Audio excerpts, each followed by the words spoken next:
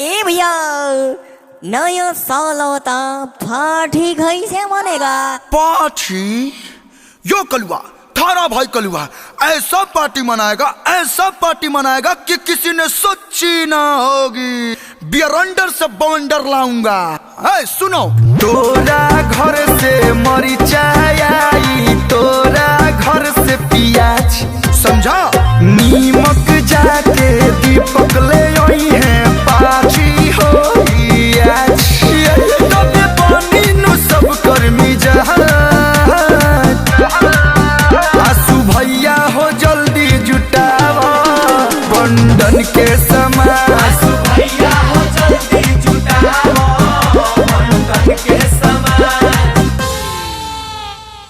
बड़ बुजुर्ग कह गिले कि दूर के ढोलक सुहावन होला और न्यू ईयर में खाली मुर्गे भात पावन होला। खैबा मुर्गा पैसा धइल बा।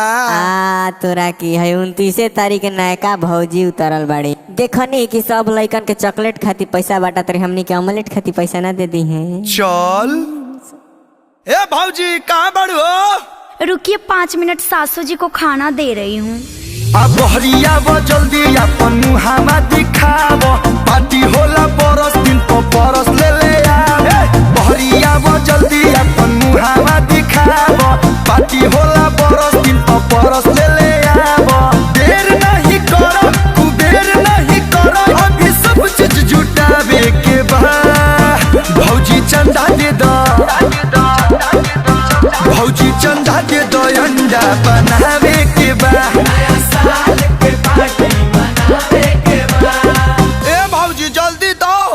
कैसे दे सकती हूँ, आपके भैया मुझे डांटने लगेंगे। यो कलुआ थारा देवर कलुआ को कोई कैसे डांट सकता है? बवंडर ला दूंगा।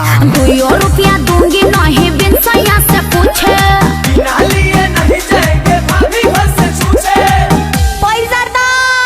ओफो, कौन इतना कस के बोला? भाभी रोहन डिजिटल आवाज में बोला। अच्छा, पराया मर्द से बात करना माना है। सुनिए, न्यू ईयर में नॉन वेज न खाना है, नया साल में नॉन वेज न खाना है, समझे देवर जी? देना है तो पैसा दीजिए, देना है तो पैसा दीजिए। अच्छा। थारा देवर कलुआ को ज्ञान मत दीजिए। चल रहे अमित वो भाऊजी के यहाँ चल जाओ, ओल्ड इज गोल्ड। पाए लागी भाऊजी। खुश रही। अरे आज पुराना घर के दरवाजा कैसे याद आ गइल देवर जी? अरे मंगनी हनई की भौजी कही देली माना, आसारा पतहरे बा भौजी आज के खाना। चियारा चूड़ा दा 2000 धरा दा, अभी रसन उठावे के बा। भौजी चंदा दे दो, भौजी चंदा दे दो, अंडा बनावे के बा। नया साल के पार्टी मनावे के बा। अरे बस इतना छोटा बात खातिर हमर दुलरुआ देवर मुंह फुलैले बड़े। हाँ भौजी। एक कलू हो 2000 धाला, श्याम आकाश जरे मीटिंग करा।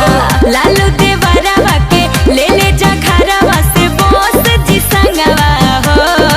आ पार्टी करे खातिर रोवता रे हमरो सवंगवा हो। पार्टी करे खातिर रोवता रे हमरो सवंगवा हो। लिए देवर जी पैसा ले। जुगे जुगे जिया भौजी, देलु जुड़वाई हो।